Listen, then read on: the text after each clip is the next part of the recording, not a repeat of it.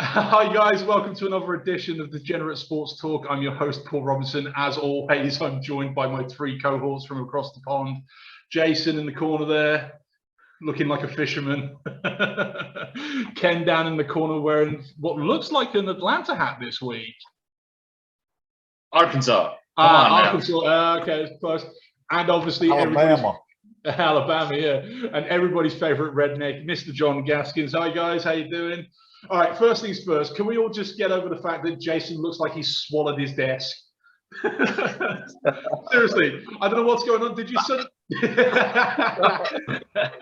seriously, did you suddenly just grow into a hobbit hole or something this week, dude? I mean, I'm not quite sure what's going on. Did you shrink a little bit this week, or is there a yeah, just a little. Both of the electric ducks, man. Oh god. All right, right, first off this week, we as a collective decided to throw Ken under the bus, mostly because quite frankly none of us really know all that much about hockey, whereas Ken, apparently is a bit of an aficionado. So in honor of it being the NHL All-Star weekend, and whilst myself and Ken have currently got the skills thing going on ESPN as we're recording, Ken's going to run us through what's going on with the All-Star game tomorrow night and with what, who to look out for, what to watch out for. I understand it's a 3-on-3, but I mean, traditionally, isn't ice hockey 5-on-5 with, goalies? What's going on with that, Ken? There's nothing about tradition here. I mean, it's fun. It's to get viewers. It's something that other leagues should take notice of. Make little changes, make it fun, because I mean, how many times we watch the NBA and you don't watch it because there's no defense? So play 3-on-3. I mean, make it fun. My daughter plays 3-on-3, so I mean, just another aspect of things. But before we get into the actual hockey, I want to go ahead and see how our resident redneck can handle some of these names. The pronunciation game. Here we go. Gaskins exactly. No. Yep. Doing this early. I like it. Let's go. Oh hell! Hold on. You mind if you turn away from the light on this one, Ken, a little bit so we can see the names? Alex, right. I got it. Hold on, I can't see it. Can I have a go? Hang on. No. Overchin. Okay. So we got that. Hold on. Did I get it? The exact pronunciation. 1 second. The exact pronunciation. Here we go. So that for me was like Ovechkin. Alex Ovechkin. Ovechkin. You hear it? To be fair, yeah, he Ovechkin. He was close. He was close. Yeah, we'll give him a point for that. Well done, but Gaskins. No, close don't count, but in horseshoes and hand grenades. Well, I mean, for a redneck, we're still playing hand grenades. So okay, I'll make a point there. Gaskins, let's face it, you are our one more. One more. All right, I got it. Hey, I got the Alex part right though. Jeez. All right, hold on. I'm going in the dark. Okay, seriously, you did not think of this through. Kirill. Say what you see. Kaprizov. Kaprizov. Okay. Atari Kaprizov. That's where I'd go. Now, that was your bonus point. So we'll see how close he actually got. Okay, come on. Hit us. Hold on.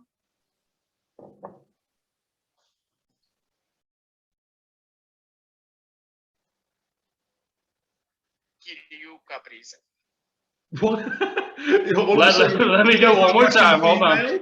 To Russian mail on the thing, and you've just killed 2 minutes of air. Hold on. Here it is.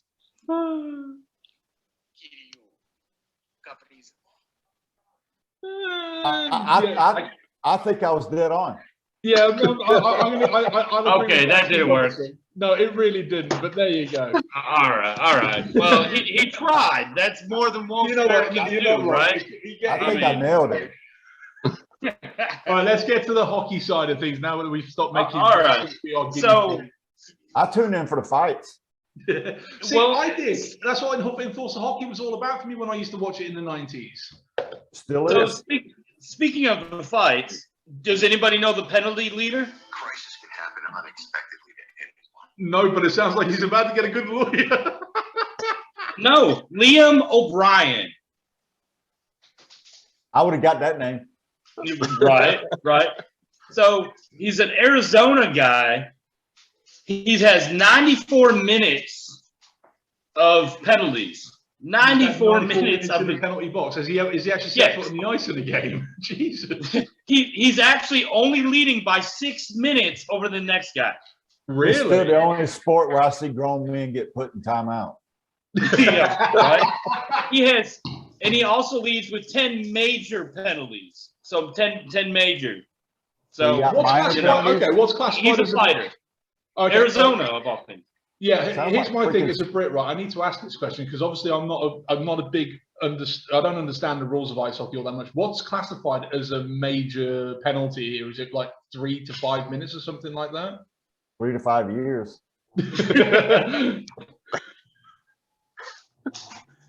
Hey, to give you the exact definition, I will look it up. I can't give you. You can't come to the show with half a thing, Ken. Come on, man. Well, you've got to give me your questions in advance, then, bro. I mean, come Oh, on. come on. I mean, seriously, you know this is me. You know this is what I'm going to ask. These are the types of questions I'm going to ask. I don't understand the sport of ice hockey. For me, it's not even a real sport. But in the interest of being an all-rounder of American sports. A major hockey penalty can be assessed for some of the same actions in minor categories. It's a judgment of the officials. A stronger the penalty for more severe infractions. So, I mean, we don't want to see that. We don't want to see that in the NFL. We're talking about the dictators wearing the pinstripes, right? In the black and white stripes. So the zebras. The Angel Hernandez zebras of the world. Those idiots, yes. Although, to be fair, as much as I bag on Angel Hernandez and Joe West, I don't actually know any other referee in NFL or ice hockey at all, or any kind of whatever it is, the referees in basketball. No, there's no referee name that's synonymous with shitty calls like there is with Joe West and Angel Hernandez. So they must be doing something right because they keep the names out of the headlines. So fair play to the rest of the zebras in the sporting world. But yeah, all right, give us a rundown on this All-Star stuff, because obviously I'm intrigued to figure out what to watch it tomorrow night. It's going to be my first ice hockey in probably a couple of years outside of Red Wing games. So who should I be looking out for tomorrow night?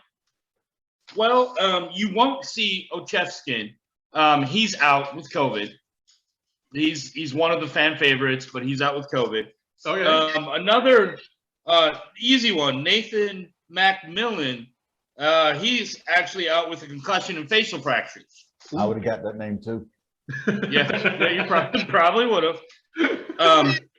So those are and they're captains. They were captains of the All-Star team.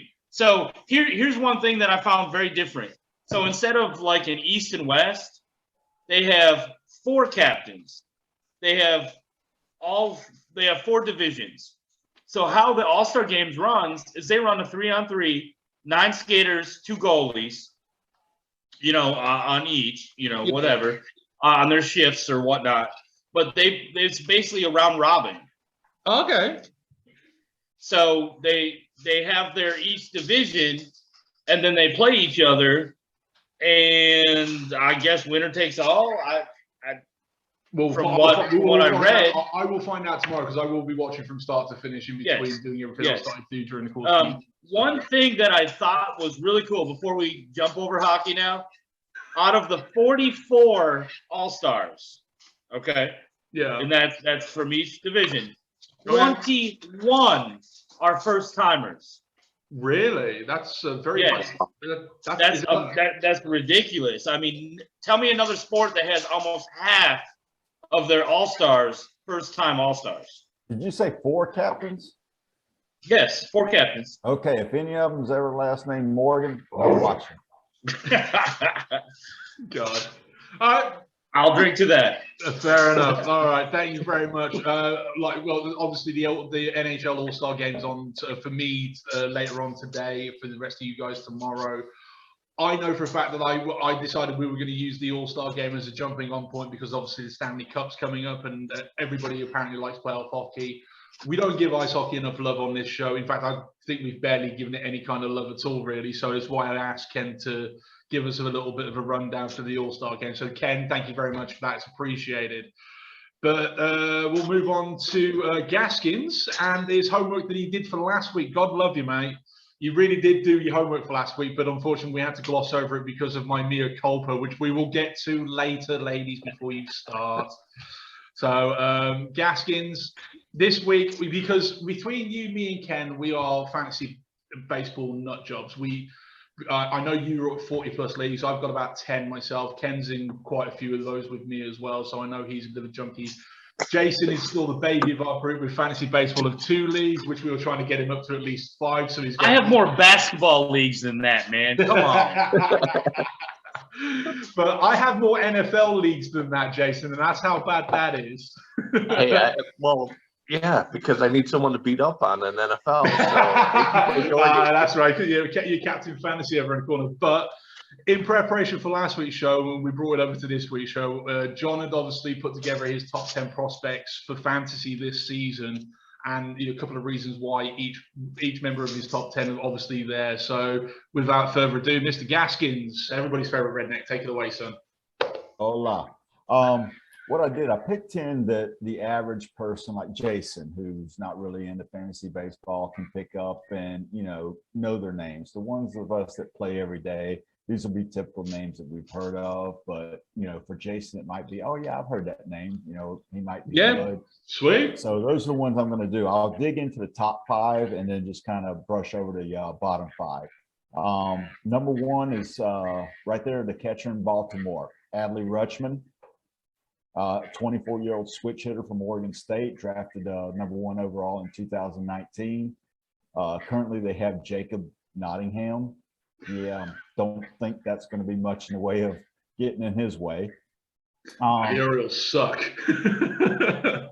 and Jason, whenever I mention something called a tool set, I'll give you 5 numbers. The first one is a hit tool. It's how good he can actually, barrel the ball. The second number is the power tool, how much power the hitter has. The third one is the player's speed. The fourth one is the player's arm strength. And the fifth one is the player's fielding. Okay, so when I give you a point set, that's what it is. His is 60, 65, 30, 60, 65. So yeah, I don't think Jacob Nottingham is going to get in his way to be at Baltimore this year. He'll be up and he'll be a star for a long time. Yeah, looking forward to seeing Adley Rutschman because I own him in a few fantasy leagues myself. So absolutely. We're going to head out west for the second one. Julio Rodriguez, outfielder for Seattle. They do have a stacked outfield. However, I see the only one, Jake Fraley, is a player I just do not see getting in this stud's way. He's a 21-year-old right-hand hitter signed in 2017-18 international class for $1.75 million. That was a steal. His hit tool is, or his numbers are 60, 65, 50, 60, and 55. 6'3", 180. And needless to say, he'll be a stud as well. His AA numbers and 174 at bats. He batted 362, 461, and 546. 29 walks as opposed to only 37 Ks. What did he end up in last year? Was it AA or AAA? AA. It was in AA. That's not bad. Yeah. And my apologies, Adley above, and he ended in AAA in 157 at bats, 312, 405, 492. That's ridiculous for a catcher. Days. Jesus. So yeah, so far we're two for 2 on studs. So we'll keep it rolling and head to the Midwest. Bobby Whitt Jr., shortstop for Kansas City. I mean, seriously, come on. They cannot run Nicky Lopez out there again this year. So I don't see anything in this 21-year-old right-hander's way either. He actually signed in 2019. Adley, the number 1. Well, Bobby Whitt was number 2 pick that year. So another high pick. He ended up in AAA with 253 at bats, batted 285, 352, 581, 17 home runs, and 15 stolen bases. His numbers 60 across the board. Yeah, it's going to be a stud at shortstop. Although there was rumours they were kicking around. They were trialing him out at second base and then switching Mondesi back up at the majors to shortstop for a little while back. Do I need to repeat Nicky Lopez again? Yeah, but they've got Mondesi. Yeah, but they've still got Mondesi. They got Mondesi at short. Yeah. Yeah, but I thought they were going to have him at third. Well, the rumours were. I mean, obviously they were at third, but they were going to switch out Bobby Whitt to second. I heard they were trialing him out at AA at the very least. I don't think anything's going to get in his way from coming up this year, though. No, especially if he's got if they do switch Mondesi to third and then Nicky Lopez is the only impediment at short. You're absolutely right. There's no way they're not going to promote him. Where does he start? Does he start the season on the major league roster though? Is he starting a 25 man? Well, I'm seeing Tatis, Soto, Acuna Jr. All these guys. They're paving the way for these teams to call up these 20, 21-year-olds. Yeah, it's a young man's sport now. Don't keep them down. You got to put the talent on the field. Yeah. So, and Kansas City does not have a lot of talent, so they need to get him on the field. Absolutely. Sorry, Kansas City fans, but it's true. And speaking of diehard fans, number 4 and 5 will make the Brit here happy because I know who's coming in the Midwest and head to Detroit. Number 4 is Spencer Torrelson, first base, third base for Detroit. Now it'll be first base. Do you think Jonathan Scope will hold him off? No, I think Scope switches to second. I think Torkelson's at first, and I think Miggy DHs before they can his ass like the Angels did with Pujols. Well, but that's just me. 22-year-old right-hand masher. He was drafted number 1 overall in 2020. Hold on. After being unselected in 2017. Yeah, I knew that already. Wasn't even picked. Wasn't even on a radar anywhere, which is criminal. So he said, I'll go to Arizona State, and then he ends up hitting 25 home runs as a freshman, just shattering Barry Bonds' record. Oh, yeah. And a number 1 pick. Yeah, number 1 pick. Absolute no-brainer of a number 1 pick. Sorry, if he's talking Tigers, I'm loving life. yeah. It's brought to you by Michigan Tourism.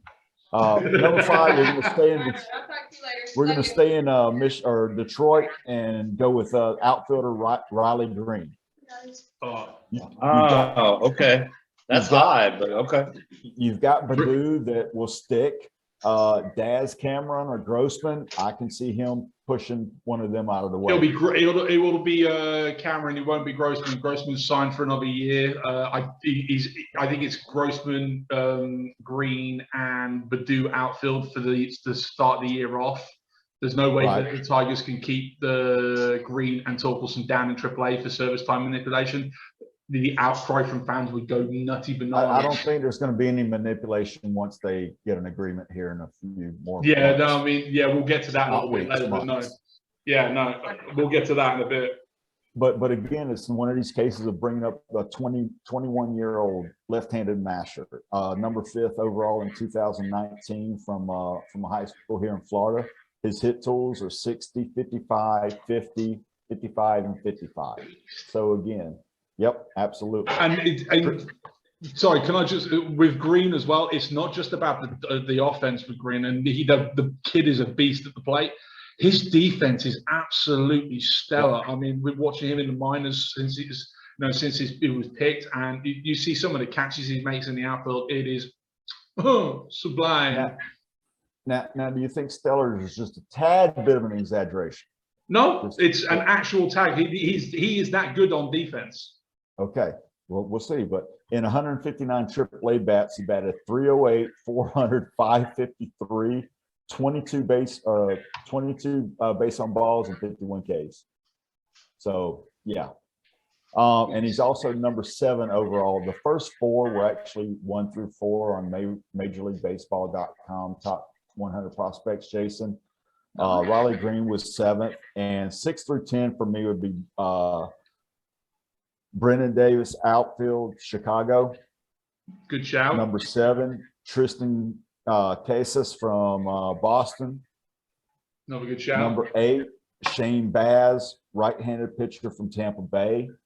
Question about Baz before you move on. Isn't he out injured currently still? I think he's rehabbed. I think he's good to go for spring training in May. Oh, okay, fair enough. So, I mean, I know he spent a lot of the last. Oh, I'm year. sorry, summer training. Yeah, it's summer training at this point. But yeah, no, I would say he was out for a little while. Did he have Tommy John, or am I thinking of another Baz? I don't think Baz did. No. No, he was out with a And shoulder. number 9, staying in Tampa Bay, Vital Bujan, the second baseman. And then we're going to head out west for the last one. Reed Detmers, left-handed pitcher for the Angels. Yeah, all 10 of these players should be helping their teams this year. Well, Detmers was up last year. Yeah, I got to be honest with you. I'm stunned that you didn't classify Franco on your top 10 because I think he still would. Not a prospect anymore. He exhausted his minor league eligibility. Okay, well, fair enough. And I got to question Detmers from LA as well. I know as a back end of your top 10, I'm surprised he's there. I saw a little bit of him pitching. Hey, leave my back end out of it. I knew it. But no, I genuinely I was surprised with Detmers because I saw him pitch out in LA during the last season. He made some last minute appearances for that woeful rotation out in LA. And as lauded as he is, he didn't look as sharp as he could have done. I mean, I don't know whether or not that was due to end of season fatigue or whatever else, but I'm stunned that he's on your top 10. I didn't think he'd be the guy that you'd go for, if I'm honest.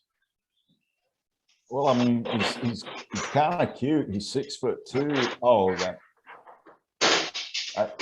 That's going to be Ken's dogs talking in the background, scratching away, aren't it? No, that's the wife. But no, I think Detmers can help him this year. Left-handed pitchers, he's got 2 above average pitches and average control. I mean, again, what other pitchers do the Angels have is my point. To be fair, I mean, they were making strides before the lockout. I mean, to improve what it could literally be the worst rotation in baseball. I mean, other than Otani, they had no real ace. So it's also about opportunity as well. Yeah, no, that's true. And did the Angels stick with a 6-man rotation this year for you, do you think? There's no telling who's going to do them and who's. It's just insane now with the openers, 6-man rotations. I like it when you had the 4-man rotations and everybody threw 300 innings a year. Yeah, the days of 200 innings a year. Yeah, the days of pitchers going 200 innings I think it's. Unless you're elite like a Scherzer or Verlander, those types, you're not going to see. I mean, how many pitchers last year did we have throw 200 plus? I think it was a handful at most. Yep, and that's every year now. Yeah, it's getting to the point now. The reliever, the starter, the opener, as they're calling it. I mean, I don't like that rule. It's much like the shift. I think it's one of these things that needs to be abolished from the game of baseball because, from a fantasy perspective, especially, it hurts players and it hurts stat counting. And to be honest with you, it's not a pretty thing I want to see when I go to a baseball park in general. Anyway, I wouldn't pay the ticket price to go and see some middling relief pitcher at the beginning of the game to see then 3 or 4 innings of the main starter that I specifically came to see. If they'd have pulled that stunt when I was stateside the last time I was out when Verlander was pitching, I'd have gone nuts. I really would have done. I'd have been like, what the hell's this crap? But about the only time you see a Maddox versus Pedro now is, maybe a game 7. Yeah, and that's if you're very, very lucky. So, and we've only had a handful of those in the last 15 years anyway. So, Ken, I apologize that you look like you're about to say something and I cut you off. Yeah, so I just wanted to point out, in case to see if y'all had heard, if you're Jason, if you're looking for a team that you want to watch some prospects on, Seattle is rated #1 right now for prospects. Oh, they're deep. Haven't Seattle been rated #1 for a couple of years now anyway? I mean, they've got the biggest prospect hoarding known to the league in the last 5 years. Yeah, Kyle Lewis just won Rookie of the Year, 3 years ago? 2 years ago. Yeah. So Kellenick just came up too, right? Who? Oh, Kalenic. Yeah. Yep. Yeah, he had a couple of pockets. Yeah. So, and that's another point I was going to say. Like, so you're high on Julio, which you should be, definitely. But with Definitely Kalenic, high.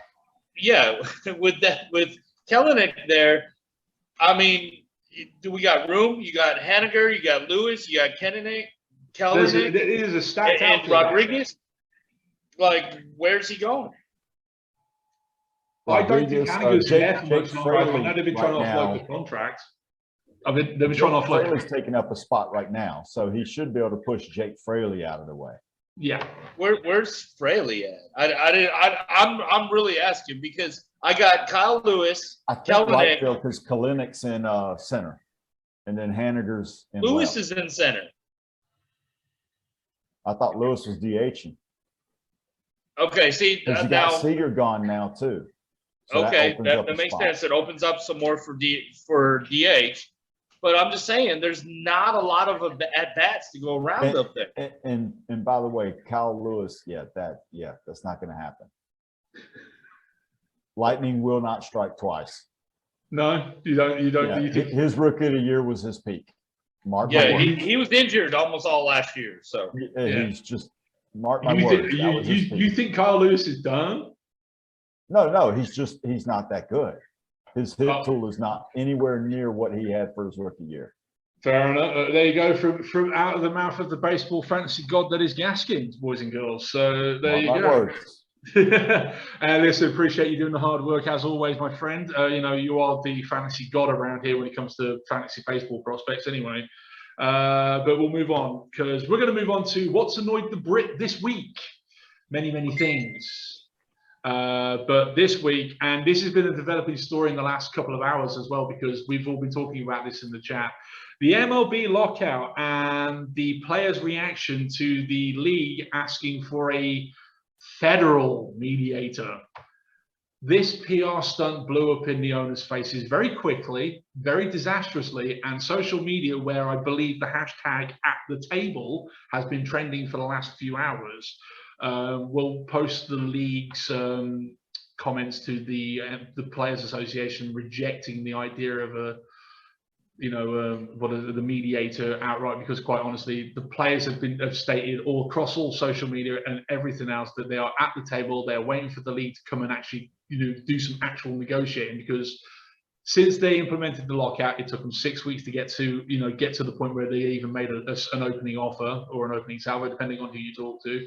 And I said this a couple of weeks ago. I'm pretty sure I said it last week as well. The owners are not going to win this time. The owners are, it's not like it's the 90s anymore with regards to the PR stuff that they've been trying to pull. The stuff that they're trying to, especially with this mediator nonsense, this time around, social media is, as we've seen already today, is literally taking a massive chunk out of the PR war and is going in the wrong direction for the owners. The owners are going to have to come back to the negotiating table at some point, sooner rather than later. And I would suggest as soon as tomorrow, because I believe it was, it's gotten to the point now where if they don't come to the table, they're gonna lose fans for starters. But it's where is it now? I've just had the thing linked up. Max Scherzer, he came out with the best bit that came out, saying, the players want to go to the negotiating table, talk about things that make sense, talk about compromising deals and compromising between the players and the owners. And he basically turned around and said, they want a fair deal for arbitration, for younger players to get fair market value for their services, and all the bits and pieces that are going, and all they've said is literally, we're at the table waiting to speak. You guys are the ones that broke down and decided, you're going to stop us from trying to negotiate contracts with teams. You're going to stop, guys that are, looking to, end their free agency and get, to training, get open spring training up so pitchers and catchers can turn up. So we don't have the severe amount of injuries like we did in the shortened 2020 season because of the rush job that was the spring training that year. I've got to be honest with you. We've been talking about it for weeks. I know your guys' opinions are thinking I should be wearing a tinfoil hat with the owners, but this time round, with this stunt that they've pulled, am I right in thinking that the owners have overplayed the hand, or am I still flying that flag on my own? Anybody? Jason? I think there's going to be more feedback this time and more reaction because of social media. But I mean, they are the owners. They're the ones who write checks. So they can't they're earn going money if to- they've got no product to air on TV. But they're going to me, they're willing to sacrifice some money in the short term, looking at their long-term profits. Okay, see, you go to long-term profits, right? I read reports yesterday and today, right? The MLB revenue sharing for teams is about $100 million a year, right? Now, specifically with the Detroit Tigers, they earned, I think it was $42.5 million this year for TV rights alone.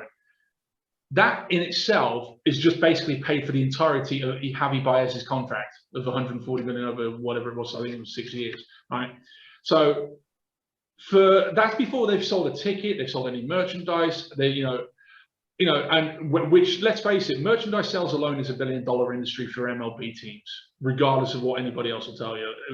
Merchandise sales go through the roof every year with new uniforms, new team, especially with shirt sellers like Baez. As much as I'm, against his signing for the Tigers because of the player that he is, I do understand that as a business, the Tigers are going to make an absolute buttload of bank off shirt sales and merchandise sales and ticket sales because he's a named attraction.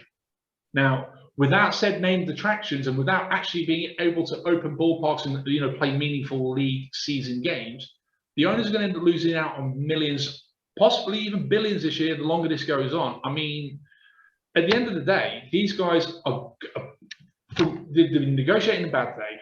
They're now negotiating from basically from the lower ground, and the players, with the fact that they've used social media in such a way that it's like, well, hang on a minute, we're trying to do this while you're doing this. It doesn't seem like it doesn't seem like to me that the players are backed into a corner at this point. It kind of feels like to me that the owners have dug themselves into a deep hole and are trying all the old tricks to get them out, but failing miserably. Gaskins, am I barking up the wrong tree with you with this? That's not so much the wrong tree. Have you ever watched Nature Channel and the animals right before they fight, how they just posture and they jump around and hiss and do all that before they even get to fighting? That's what's going on right now. It's all posturing. Nothing is going to happen until the purses are starting to get hurt. Once they start digging in their wallets and games are canceled, spring training's canceled, regular season game, then you'll start seeing all this is just posturing. I promise you, the real stuff will come out in March and April. Ken? I agree. I agree. Nothing, no Jace?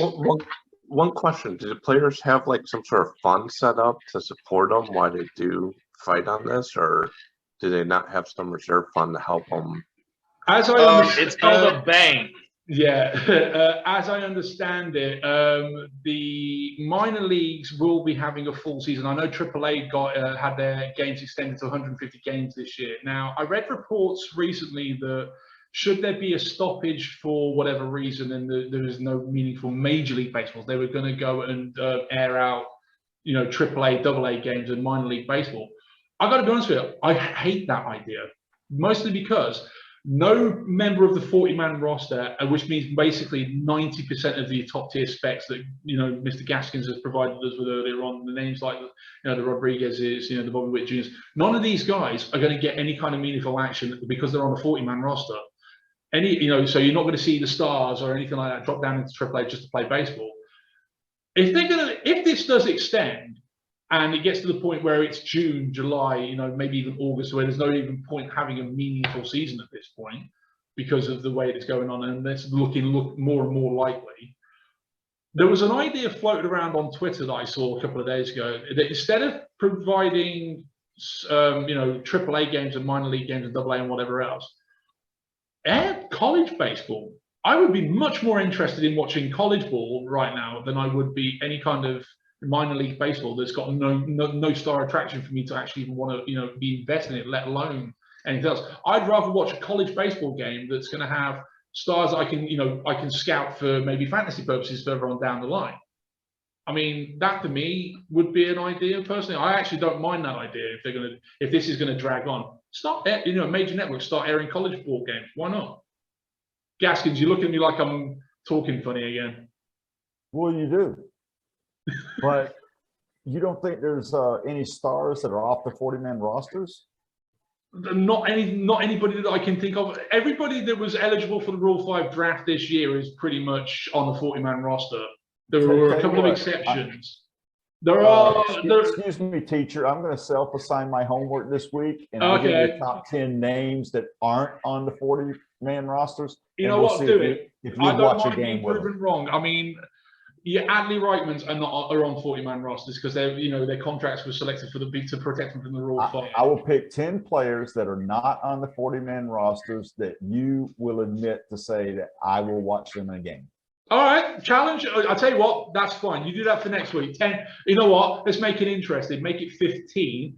And if you do, I will take my hat off for the rest of next week's show if you can prove it. First segment. How's that sound?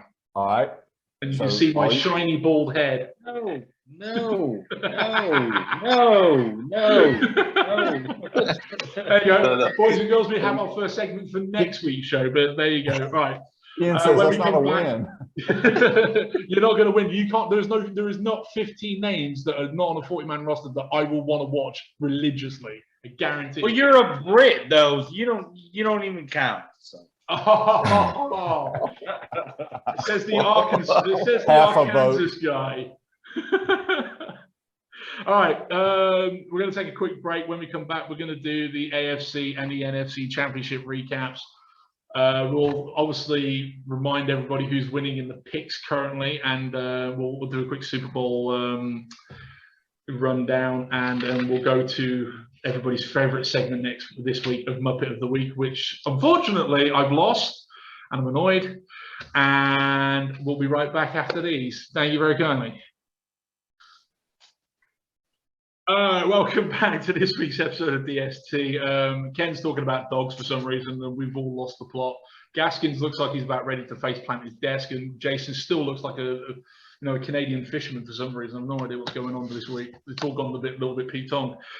All right, we're going to do our NFL recap for this week because, quite honestly, I didn't watch these games live. I had to watch recaps the next morning because Sunday, for the first time in weeks, I actually had to sleep on a Sunday night. It was ridiculous. I was at home. I tried to watch the Bengals-Chiefs game, and I fell asleep within the first quarter. And so I watched the full games the next morning, and I was stunned. Also, I felt a little bit calmer towards the Chiefs on Monday morning after I saw the game. Bengals 27, Chiefs 24, overtime victory for the Bengals in such a way that made me want to laugh out loud because of the way that the Chiefs got through the week before against the Bills, losing in overtime. That's karma coming back and biting somebody in the backside for me quite happily. I mean, the Chiefs took a 21-10 storming lead into the first, into the end of the first half. 3 straight touchdowns. It was just like, it kind of looked like a done and done. We all picked the Chiefs to actually win that particular game. And then all of a sudden, Joe Burrow starts doing Joe Burrow things, which is basically rallying his guys around him and getting the job done. And his defense came up big in the third quarter. Not a point scored by the Chiefs whatsoever. The Bengals found a second wind or a fifth gear or whatever you want to call it, whichever cliche you want to use. But honestly, the karmic effect of winning in overtime for the Bengals, I thought was fantastic. It's a football game that kind of, you never see coming sort of thing. And it was another exciting game.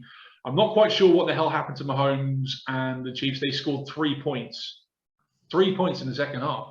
I mean, I know the Bengals, sacked him 4 times and pretty much shut down the offensive line for the Chiefs, but for 3 points for an entire half, what the hell, Jason? All right. So they did a second half adjustment. So first half, Chiefs went up, scored downfield, was going outside hashes. Second half, Cincy's defense had done an adjustment on it, and Mahomes was like 1 for 11 on the outside.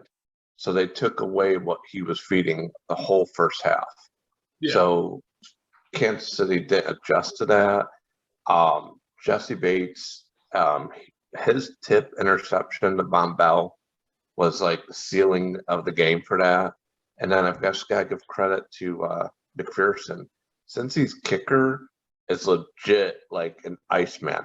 Yeah, currently in the playoffs, he's 16 for 16 is Mr. Money Mac himself. And if somebody hasn't insured his foot and his leg for a couple of $1 million, they need to very quickly. That kid is money. He's a rookie too. I know. Somebody needs to pay this kid. I mean, I enjoyed the game for what it was. But I mean, don't get me wrong. We all picked. I mean, everybody picked with their heads last week when they took the Chiefs. When they went 21 up, it was kind of like, okay, this game's done. I went out and made a cup of tea first thing on Monday morning. Came back and was like, what the hell's going on? 21-10 and a half. I was like, okay, this is a game again now. And then I can't give Burrow and Chase and Mixon any more plaudits than I have already. I mean, they've done literally the impossible this year. They've come out of nowhere, snagged themselves a playoff spot in the first place. Then they go through what can only be classed as murderer's row with the games that they had, getting to the title game and then getting into the title game. Burrow getting sacked 9 times in a game alone. It looked like he was dead at one point. And then, they've got themselves into a Super Bowl. Gaskins, how did you find the game? I love the game. We all saw the same stuff, but one for the swear jar. Karma's a bitch. Did you see KC pull out the cockiness at the end of the first half, not taking the 3 points when they should have, and say, nah, we can score a touchdown? I knew it was going to bite them in their ass, and I'm glad it did. I'll take the loss for that. Karma's a bitch. They got too cocky. They were too far up, thought they could score a touchdown, and then they walk out with nothing. Yeah, I mean, and then only get 3 points. It's been like that in the entire playoffs for the Chiefs. I mean, they've walked into every game as a favorite, and they've up until this point, they've done what they needed to do to get through. I mean, yes, they went down, they stormed down the field on the overtime win against the Bills, but this is just like the second half, like Jason's saying, nothing. When I saw the end of that first half, I'm like, yeah, that's just karma. That's karma. Fair enough. Ken? I mean, I don't even know. I agree with both guys here. Like, yes, adjustments were made. Coaches make halftime adjustments regardless. I know Andy Reid is a solid, above solid coach. So for him, I mean, he was just like, keep doing the same things.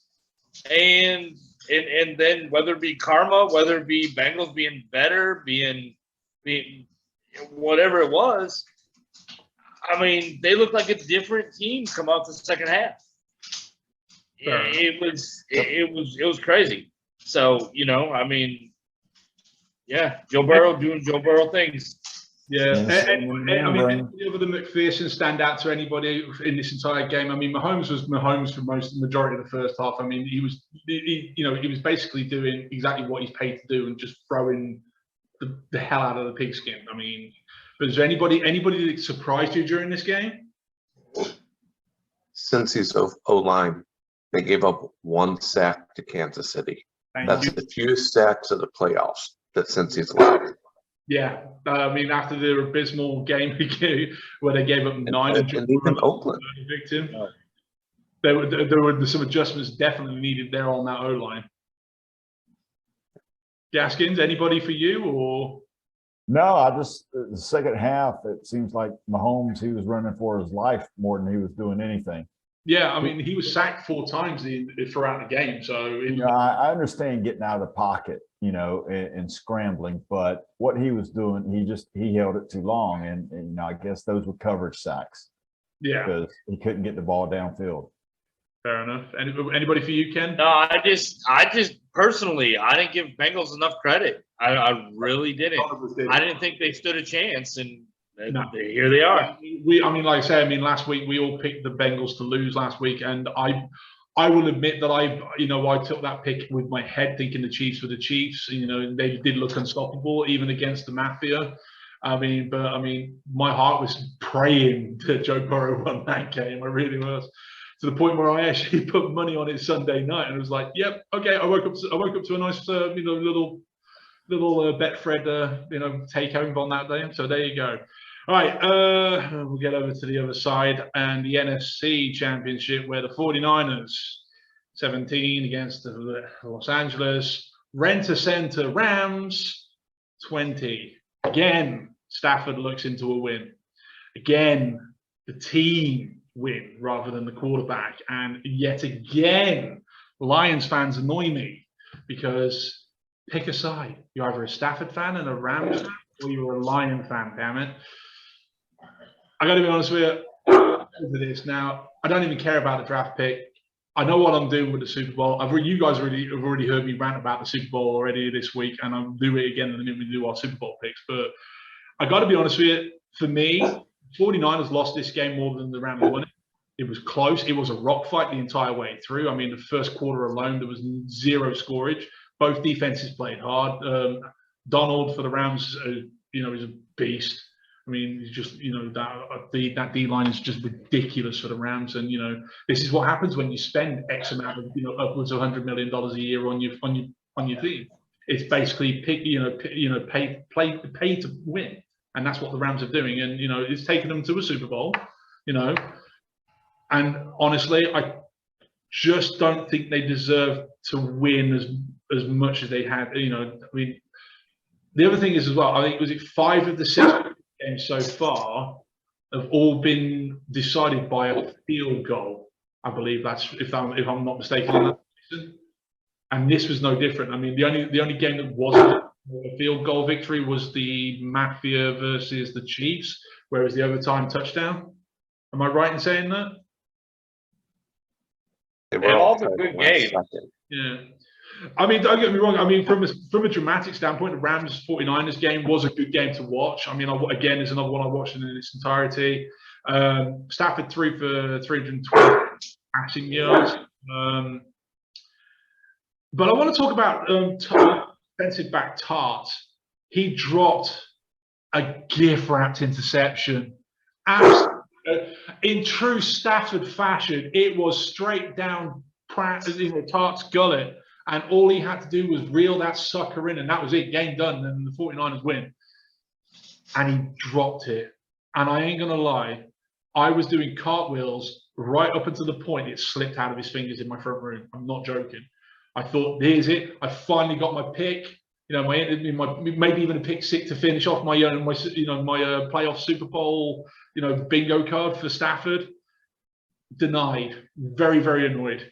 But that for me was the turning point for the Rams. I mean, the fact that that Stafford got away with one.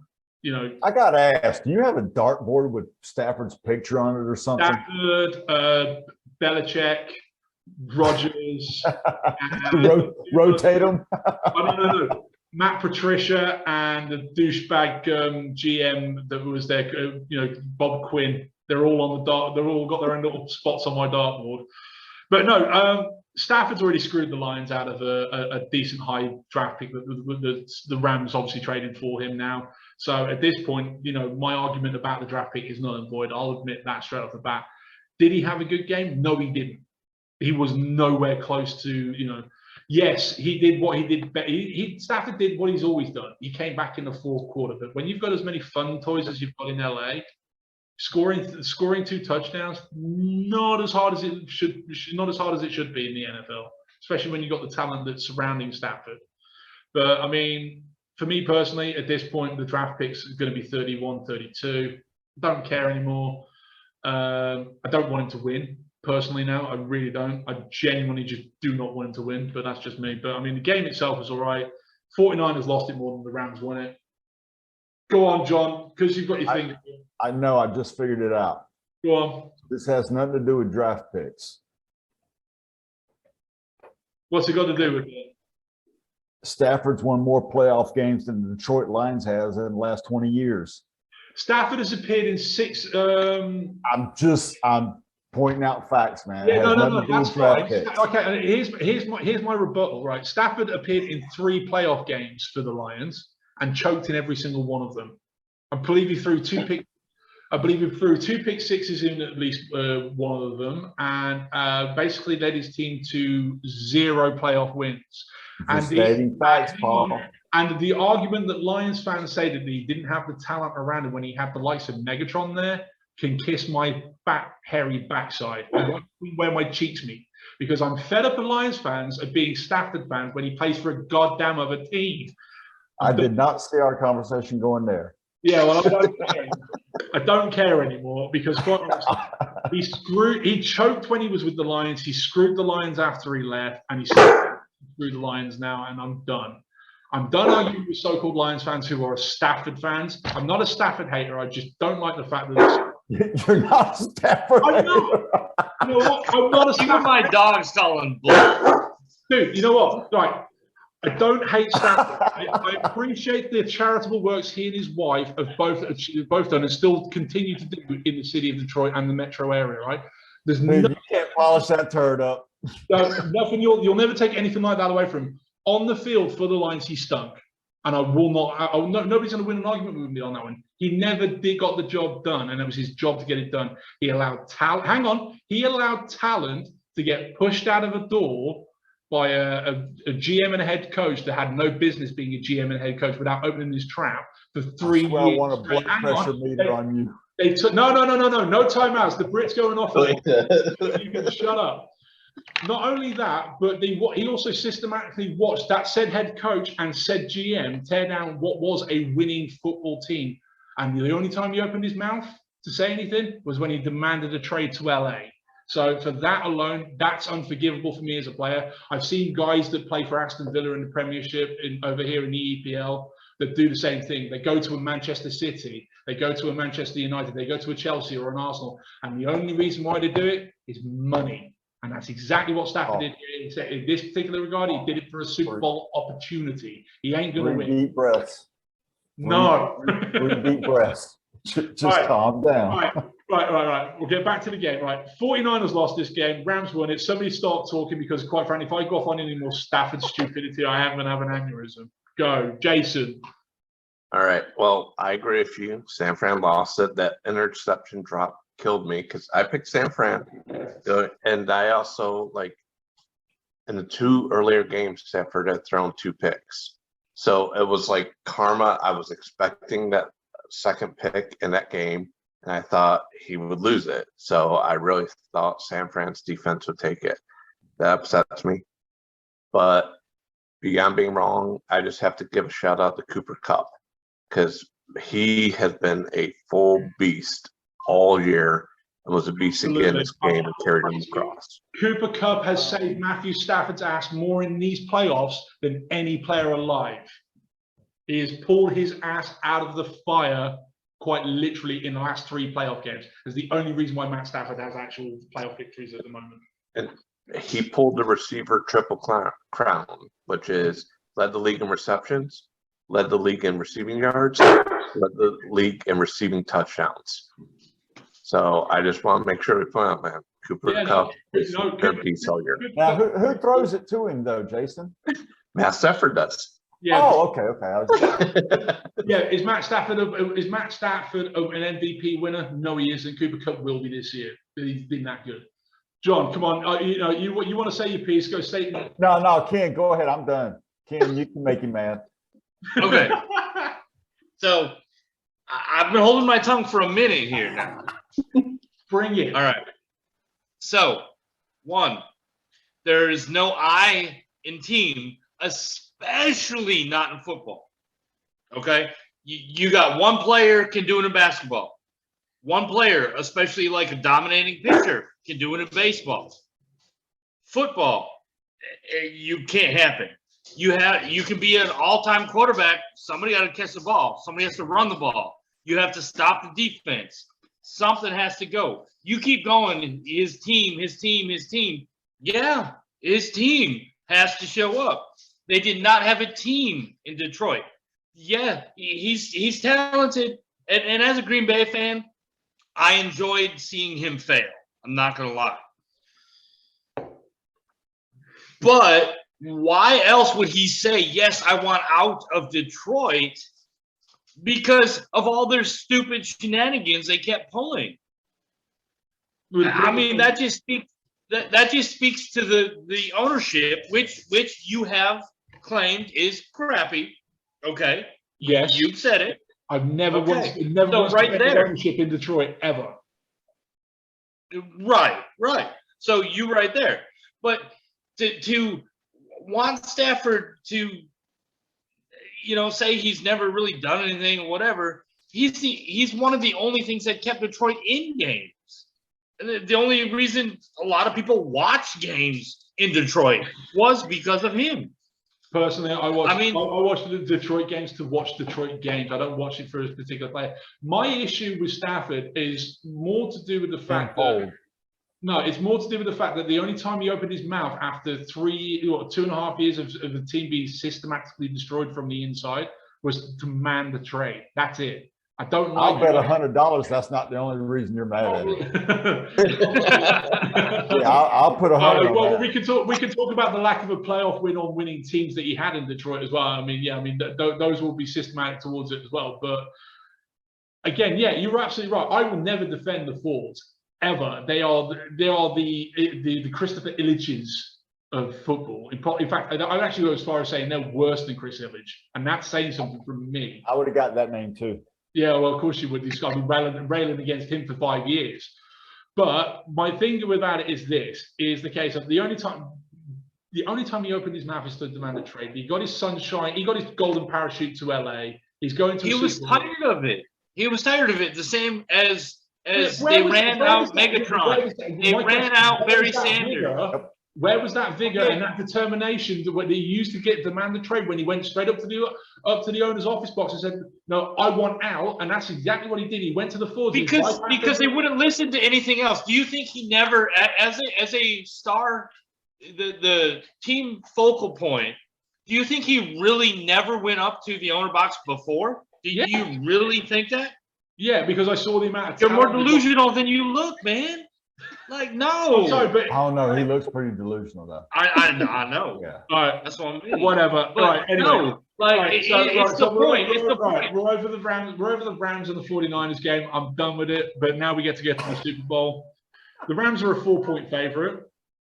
The over/under is 48.5.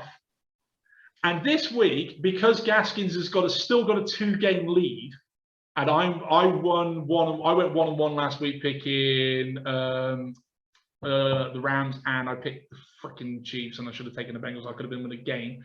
This week, Gaskins, because I'm feeling Brit taterish, can get to pick one stat of the 3. I'm taking 3, and I'm going to catch up and join levels with him, because I know for a fact he's already going to take the Rams anyway, because that's what he does. Just to annoy me.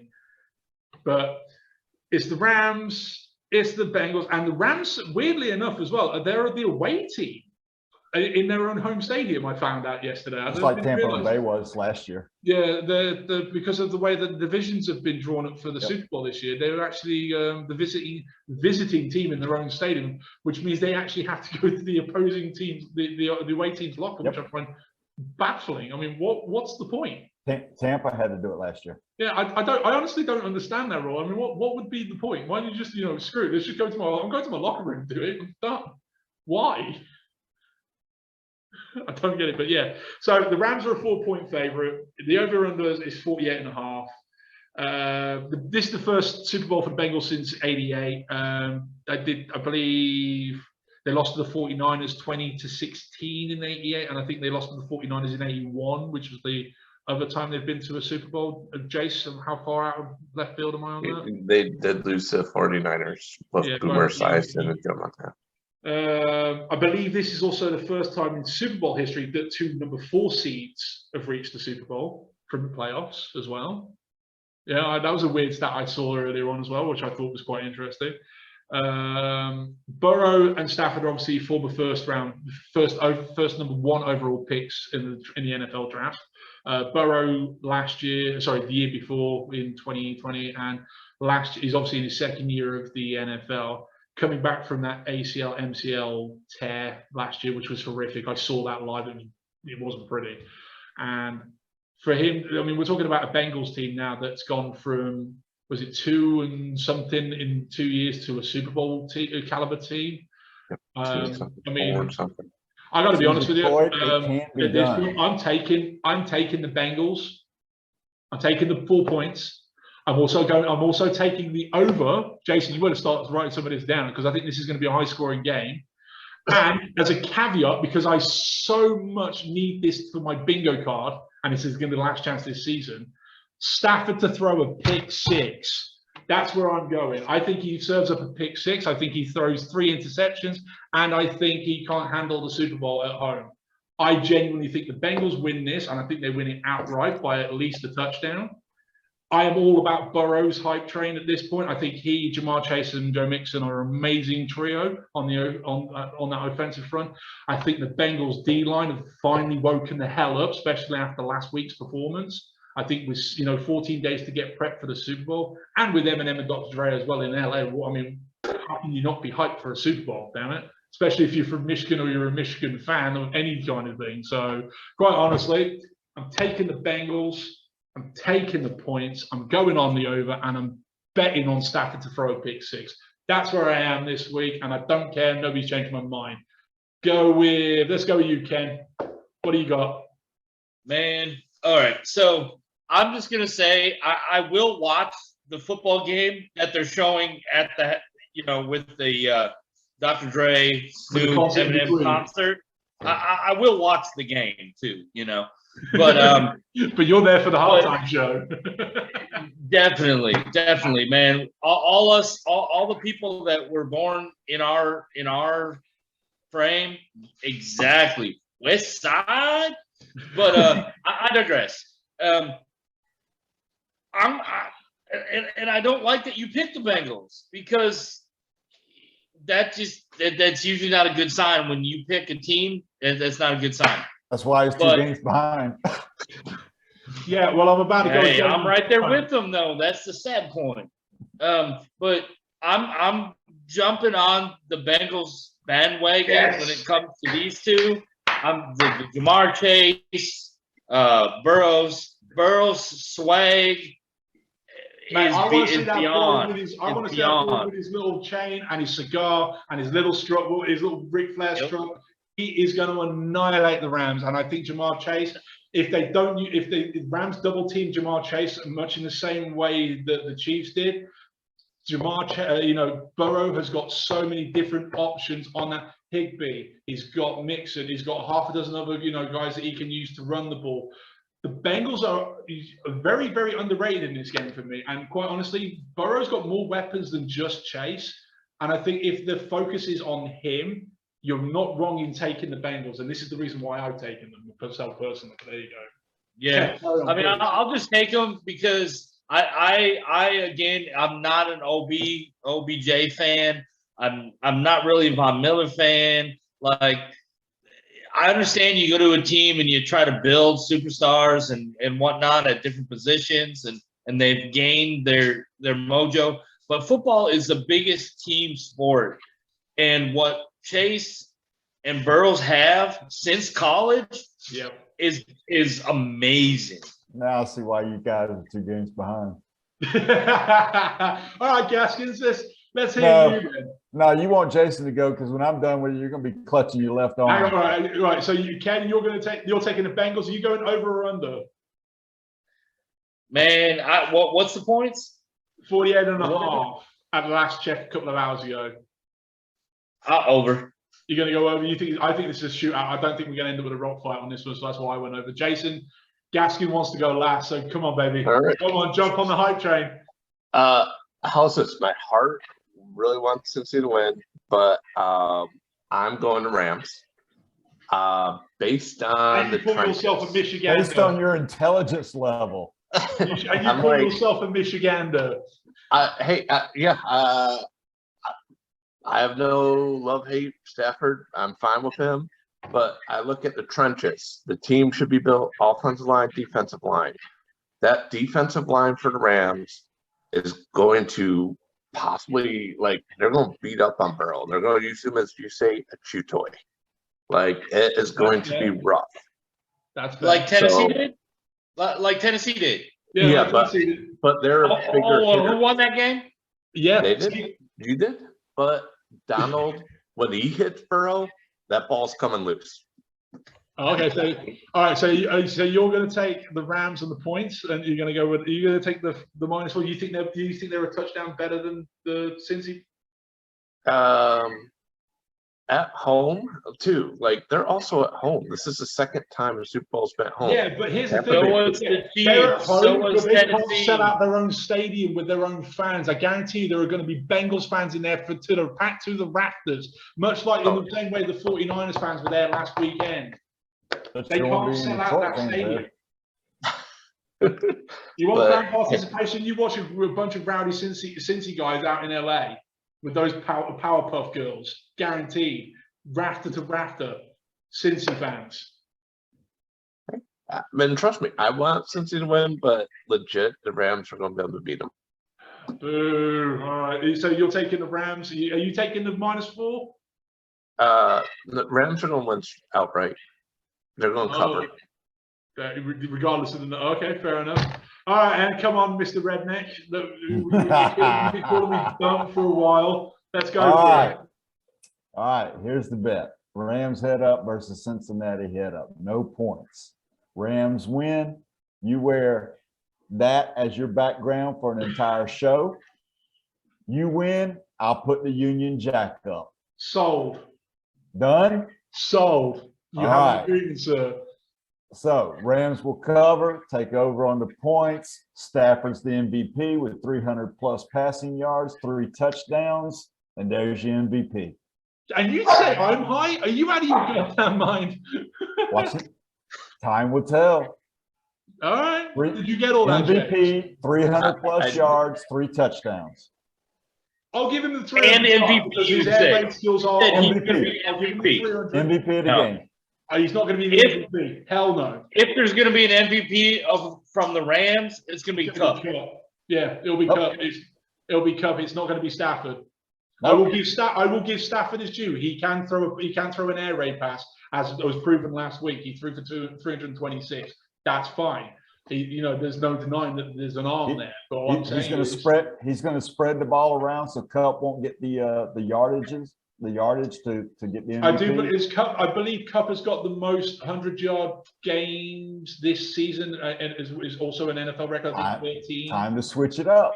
Yeah, 300 yards, 3 touchdowns. But I tell you the reason why it won't be, because Stafford can't do anything different. It will be Cup here, Cup there, Cup everywhere. No, we're talking about post Detroit. Yeah, and if the Rams do win, it will be on the coattails of Cup's running ability, not Stafford's arm. That's all I'm going to say. That blood. I swear we got to get a blood pressure meter for you. We got to. Ongoing during the show. No, because it will never. Because quite frankly, it will just die itself because of the batteries will be flat by halfway through. Especially when we start talking about this ages. All right, it's that time of the week, and this is where I'm going to admit defeat. It's Muppet of the Week time, boys and girls, and unfortunately, my 3 Yankee cohorts over here have decided to usurp your Brit-tator and nominate me. Yes, last week we had the lovely Shirley, John's very lovely mother-in-law, on the show, and she was talking about obviously Big Ben and him retiring, and I screwed up by calling her Sheila. I did my mea culpa at the beginning of the second half of last week, but that's not enough for these 3 douchebags. So, Muppet of the Week this week in a unanimous, 3-1. Yeah, go on, put your thumbs up, ladies. Come on, Paul. Come on. Close enough. Muppet of the Week is yours truly, me. So I take my bow, I bid you adieu, and you can all suck on my toes. Yeah, there you go. All right. So, yeah. Actually, you know what? Muppet of the Week isn't the last thing this week, because it was announced very early last week, and then debunked and then announced again that Brady's retired. Now, Gaskins was right. I was also right, as well as Ken. Myself and Ken both agreed that we were expecting it to drag on for at least a couple of weeks before an announcement. Gaskins then turned around and said about his $15 million that had been deferred until I think it was what, February 2nd? Second or fourth. Second or fourth or something, and then there was an official announcement. So with Brady retiring, it's almost an end of an era. Ken alluded to this on Facebook this week of it being an actual end of an era. It's not, because there's still one Egypt yet to retire and go and film his commercials, Ken. We all know what I'm talking about. When Rodgers retires, when Rodgers retires, then it will be an official end of an era, because that's when most of the greats of the last 2 decades have finally gone. And yes, as much as Rodgers annoys me, he would be classed as one of the greats for this generation of football. I can't deny that, and neither can Gaskins or Jason. But with Brady retiring, he's a surefire first ballot Hall of Famer. But is there a chance, in true Brady fashion, for one more year somewhere? Or is he done? Is Giselle Bassett put him in his shackles? Is he done? He's done. All right. So Tampa fans have got no hope, because wasn't he under contract for next year anyway with Tampa? So I mean, if he did decide in 6 months that he's still got something to give, he's done. He's done. Oh, he's done. I just about finished the Man in the Arena. He's done. okay. There you go. Exactly, right there. I just finished. Almost done. I got about 20 minutes left. Okay. Yeah, Fair. he's All done. right. There's been some. There was something else I read this week as well about Aaron Rodgers, about wanting a possible move to Tennessee and the Titans, because he bought some land. He bought some land out there and everything else. I mean, is Tennessee a logical landing spot for Rodgers? I mean, I know it would be his first choice, but would the Packers even want to? Would the Titans even want it? I mean, I know there was rumors about the Saints wanting a deal for about 3 seconds, and they decided that he was too much of a pain in the ass to deal with, so then they kiboshed that straight away. Surely the Titans would think something of similar ilk. They're almost a smart organization. Tennessee would take him in a heartbeat. Like, with his talent, with A.J. Brown, Julio Jones, Henry, they would take him. They won't win it all. They lost. Tannehill's gotten them to, like, the playoffs, championship game, I think, or it was the divisional round last year as well, where they lost to Kansas City, and they had the lead. So you think Tennessee pull Rams and trade for Rodgers then, and you maybe drop a couple of draft picks in the Packers' direction with Brady? They would. As Randy Moss would say, "Come on, man." The dude bought land down there. Come on, don't see you putting on the tin hat stuff like the Brit now. No, just land. 5 red, mate. That's all it is. He just bought land. It's just a little dirt. It's just dirt. To be honest with you, I got to be honest. As a foosball fan, I got, as an end of an era type situation, I would really like to see Rodgers retire and go film his commercials. No, his State Farm ads are great. I love them. I really do. I'd rather see him in commercials than on the football field at this point, because he's a pain in the ass. You said something nice about Rodgers. What's in that vape pen? There's no denying he'll go down as one of the greats. He hasn't won the Super Bowls I think he's deserved to win. I mean, he's had some great teams over the years, but I mean, there's no accounting for taste. I mean, somebody's got to be a Packers fan, and that's what Ken's here for. So there you go. Listen, Cowboys in the corner, don't you start, because Mr. America's team over there, we can throw some shade in your general direction as well. All right. As always, thank you very much for watching and viewing and whatever else. Please hit the like, subscribe button at the bottom of the screen. All the links that you can follow us on Facebook, Twitter, all in the description below. As always, my appreciation and thanks to my 3 cohorts from across the pond, Jace, John, Ken. As always, guys, it's been an absolute blast. Hope you've had fun. And we will see you all guys next week. Cheers. Bye.